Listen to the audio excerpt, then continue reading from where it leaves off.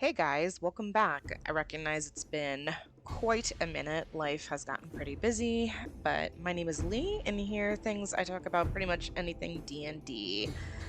Today, I am working on, as you can probably see at this point, a speed paint of one of my absolute favorite NPCs ever.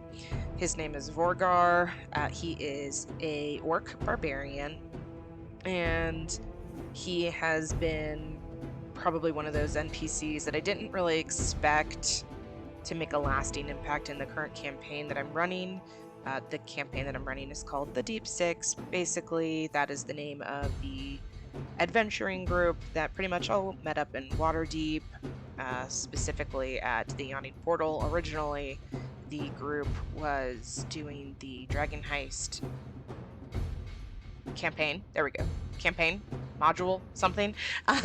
And they ended up really liking my GMing style, and it kind of just spawned from there. And now we're about over 5 years later into this campaign. It is ending, and then eventually we're going to go into a pirate campaign called Telimotu that I will eventually begin talking a little bit more about here on this channel.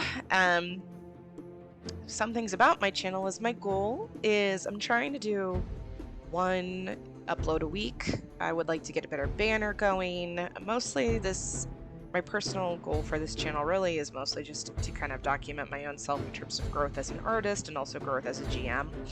If other people find that stuff useful and think that I'm interesting, cool, even better. But that's pretty much the goal for the channel. I'm by no means a professional. I don't really want to do content creation full time. Mostly this is just for fun. And if other people are having fun with it too, that's great.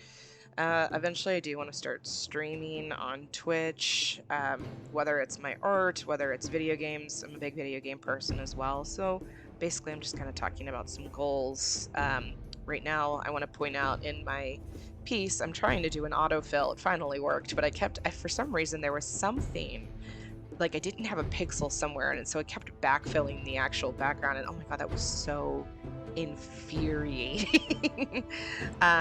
Here I'm trying a bit of a new technique for shading. I follow somebody on TikTok who suggested, hey, do a grayscale. Don't start fretting about the flats. Just put down a gray, and then think about the color you want the background to be, whether it's a purple, a blue, a red. Here I'm doing a red. I thought red would look pretty good with the green eventually of his skin tone.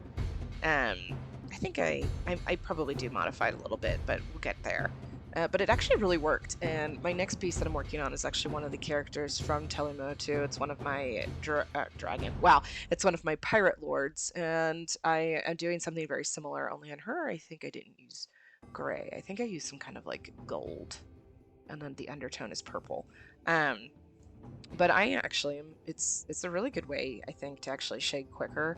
I'm not so distracted by the flats. I'm not so picky. I'm not changing the flats. I'm just getting through, putting the shading down, and then I'll eventually play with the flats later. And it just feels, I don't know, it feels more interesting as an artist not to be stressing first about the flats, then going, I really don't like how this flat color is jiving with this shading.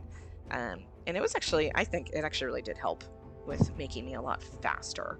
And that was nice because admittedly, I don't like flats. Flats is a boring part. It's a stressful part. It's a part for me where I don't I don't pick good colors sometimes.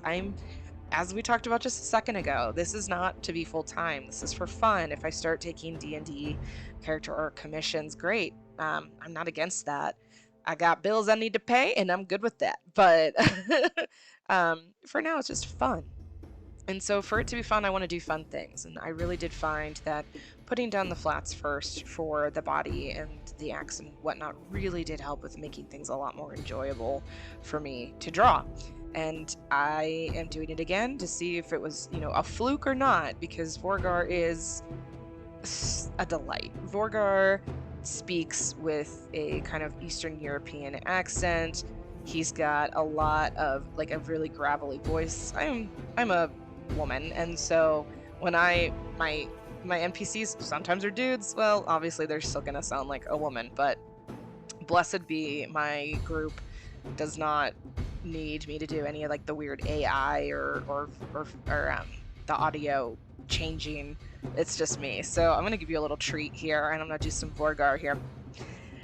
Good day, good evening, good night, depending on wherever you are. My name is Vorgar. I am very excited to be here.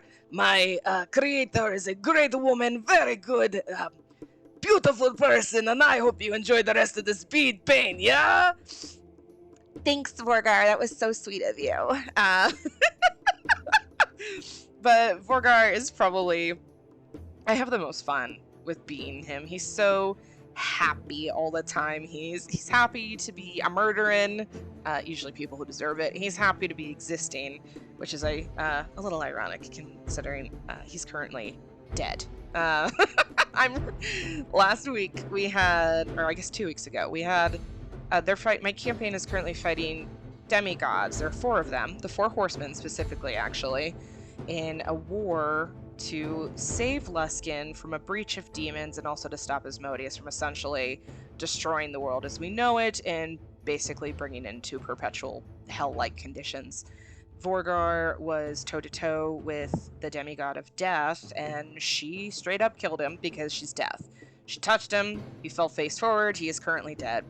I have a lot of faith in my campaign players that I think they're going to want to bring him back, but if they don't, I have to be resigned that my boy died. And I did it. I did it to myself. It happened. I narrated it. I said he fell face forward. I did a follow-up where, because in Luskin it's very snowy, it's cold, it's wintry, and I said that as his body cooled, snowflakes were beginning to pool on the contours of his body as his skin just grew cooler, and eventually there was like a beat of silence, and eventually one of my players went, that got really dark. I think the druid is gonna do something. I don't know. I think he's gonna do something to help Vorgar. I'm not 100% sure.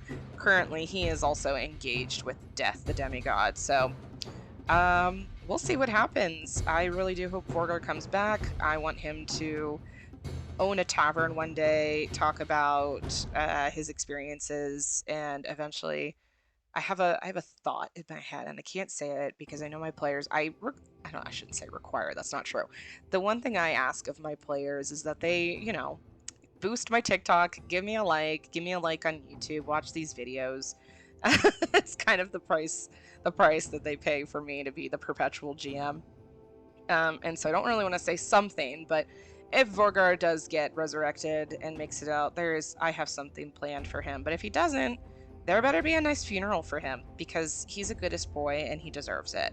He is optimistic, he is loud, he is caring, he is lucky, which right now he's very unlucky because he is dead, but he is a goodest boy and he deserves love in life. But I hope you've enjoyed watching and seeing a little bit about Vorgar. The video is going to be ending here, I guess in about 2 minutes. I guess I could keep talking for a little bit more. But the things I learned with this piece is I really enjoy big noses. I love noses. I've always known I love big noses, but I really tried to ham it up on him. And I think I did a pretty good job. I'm really proud of him. I'm proud of the texture that I put into like the spackling on his skin tone. I'm still learning how to draw. I'm still getting comfortable with I'm trying to do cell shading and mixing with gradients and blurs. Sometimes it works, sometimes it doesn't. But hey, as I said, this whole YouTube project is really just for me to kind of visual the way I've been growing as an artist. I started in fandom, specifically like Steve and Bucky from Captain America, and I was only drawing them, which is probably why I'm actually pretty good at drawing beefy dudes, though the anatomy on his right arm is a little jacked up, but I'm not going to stare at it too much. I think Vorgar turned out really nicely. He definitely turned out the way I like him. He's got that big smile on his face, which he's always smiling. I'm sure if they were to lift his face off of the snowy ground where he's currently dead, he probably is smiling. And so that is pretty much Vorgar. I hope that, if you try the shading technique, just turn the whole thing gray and do a shade. I want to know. I want to know if you liked it, if you didn't like it. Shout out to HeroForge. This is not sponsored, but I made Vorgar originally in HeroForge, and that's why you keep seeing a HeroForge model come up, because that is what I'm using to essentially get references to draw him. I used a lumberjack reference originally for the actual, like, the axe holding. I wish that I had put that in the picture, but I did not. But I hope you've enjoyed listening to me ramble, and I hope that you like Vorgar and beg my players to bring him back, because I made a mistake and now I have to live with it and I don't want to. So take care, everybody. Have a good day. Bye.